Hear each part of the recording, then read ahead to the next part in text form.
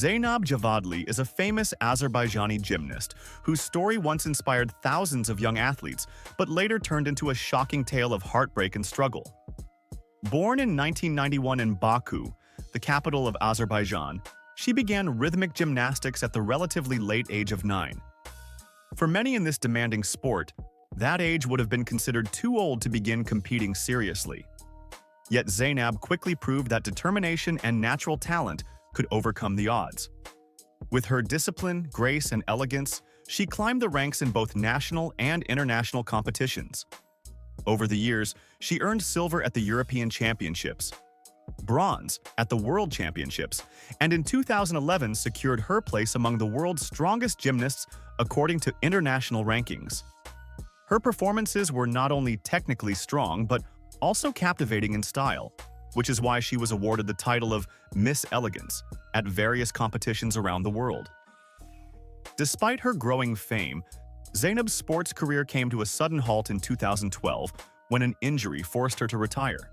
For a gymnast whose life had revolved around training and competition, this was devastating, yet she refused to fade away. Instead, she turned to coaching, initially in Turkey, and later returned to Baku to open her own gymnastics school, teaching the next generation of young athletes. By all accounts, she was building a successful new path in life, one defined by independence, discipline, and passion. But fate intervened in an unexpected way, changing her life forever. In 2015, Zeynab happened to attend shooting competitions held in Gabala, Azerbaijan. Among the international participants was Sheikh Al Maktoum, a member of Dubai's ruling royal family. Saeed was an athlete himself, having represented the UAE in several Olympic Games as a shooter, although his results were modest compared to his lineage and privilege. Being the nephew of Sheikh Mohammed bin Rashid Al Maktoum, the ruler of Dubai, Saeed lived a life of wealth and luxury, owning businesses, factories, newspapers, a football club, and racing horses that competed globally. To Zeynab, the encounter must have seemed like something out of a fairy tale. The glamorous athlete from Baku suddenly caught the eye of a billionaire prince. Not long after their first meeting, Sheikh Saeed proposed marriage. For Zeynab, who came from a modest background, this was both overwhelming and flattering. She knew he already had 2 wives, his first being a distant relative from his own royal family, and his second, a Belarusian Azerbaijani woman named Natalia, who had once worked as a hotel waitress. Still, Zeynab agreed to marry him, calling it destiny rather than calculation. When their wedding became public knowledge, opinions in Azerbaijan were mixed. Some admired her fortune, others doubted her decision, but Zeynab defended herself, saying she had not sought wealth but had simply followed fate. For several years, the marriage appeared to be everything one might imagine from a royal union. Zeynab lived in a luxurious palace, enjoyed extravagant comfort, and bore 3 daughters for the sheikh. Her social media showed glimpses of a glamorous life filled with wealth, beauty, and charm, a vision that resembled an oriental fairy tale. For a time, she seemed happy, her childhood dream of elegance now magnified in gold and jewels. But behind the walls of luxury, the reality of her life began to shift in dark ways. By 2020, Zeynab shocked her followers when she appeared in a video crying, pleading for help and accusing her husband of ruining her life. She revealed that their relationship had soured quickly because their courtship had been too brief. She had not truly known the man she married. Saeed, she said, lost interest in his wives shortly after marriage, leaving them to live isolated lives in separate mansions. For Zeynab, who was independent and outspoken compared to traditional Emirati women, this was suffocating. Her inability to provide a male heir may have worsened the situation, as the sheikh began to distance himself from her after the birth of their 3rd daughter. Quarrels grew into fights, and soon divorce followed. But instead of relief, the separation opened the door to an even harsher nightmare. Zeynab confessed that men sent by her ex-husband were harassing her, attempting to kidnap her children and threatening her and her family. Her financial allowance was cut. She was pressured physically and psychologically, and she lived in constant fear.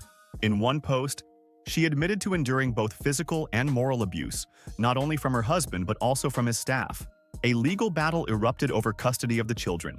Unsurprisingly, the Emirati courts sided with Sheikh Saeed, given the immense power of the Al Maktoum family. Realizing she could not expect justice within the UAE, Zeynab's lawyers appealed to international organizations, including the United Nations. Her ex-husband's team argued she was an unfit mother, while Zeynab pleaded for her safety and the right to keep her daughters. She sought help from the Azerbaijani embassy to escape with her children, but they could do nothing. As the trial dragged on, her representatives eventually stopped appearing, signaling either intimidation, exhaustion, or a forced compromise. In the middle of this turmoil, Zeynab disappeared from social media for a while, erasing her posts and leaving her followers worried. When she reappeared, she no longer lived in a palace. Her new surroundings were modest, not poor, but far from royal luxury. Still, her children were with her, and she seemed calmer. Whether she had reached a private agreement with the sheikh or had been forced into quiet compliance, no one knows. At least, the disturbing videos of her crying and begging for help stopped. Her story echoed other high-profile cases of women in the Arab world trapped in marriages to powerful men.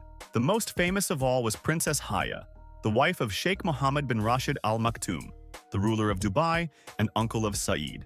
After 15 years of marriage, Haya feared losing her children and fled to London, where she filed for divorce under European law. In a landmark ruling, the British High Court ordered Sheikh Mohammed to pay over $700 million to Haya, one of the largest divorce settlements in history. Yet even in London, Haya and her children live under heavy security, fearing revenge from Dubai. Compared to Princess Haya, Zeynab was far less fortunate. As an Azerbaijani woman, Muslim but not Arab, she lacked the political power and connections to stand against one of the world's richest families. Though she may have understood the risks before marriage, she likely did not imagine the extent of control, fear, and danger she would face. Her life, once filled with medals and applause, turned into isolation, legal struggles, and survival under watchful eyes. This tragic transformation is not just the story of one woman, but a reflection of a larger problem. Many women in the royal families of the Emirates live in golden cages, bound by laws and traditions that strip them of freedom once they marry into power. What might look like a fairy tale to outsiders is often a prison from within. For Zeynab, the cost of marrying into royalty was the loss of independence, safety, and dignity. Her tale remains unresolved. Though she appears with her daughters on social media again, the details of her daily life remain hidden. Whether she lives under strict conditions or has found some fragile peace is unclear. But the image of the young gymnast who once embodied grace and beauty is now tied to a cautionary tale about the risks of love, wealth, and power. Zeynab's story is a modern-day Cinderella tale without a happy ending, a reminder that behind glittering palaces and lavish lifestyles, there can be suffering, control, and fear.